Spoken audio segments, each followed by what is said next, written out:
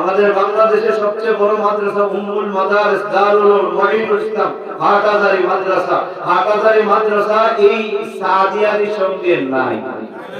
নানুপুর মাদ্রাসা নাই, পটিয়া মাদ্রাসা নাই, জিনি মাদ্রাসা নাই, চট্টগ্রামের যত বড় মাদ্রাসা আছে তাদের সাথে নাই।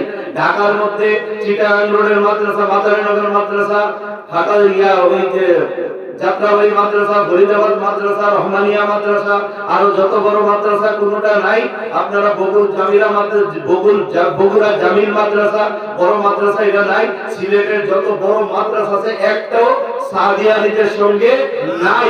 এটাই প্রমাণ করে। আর স্যার সাহেব গুমরা, স্যার সাহেবের সঙ্গে যারা আছে, স্যার সাহেবকে যারা অনুসরণ করে, এরা সবাই গুমরা।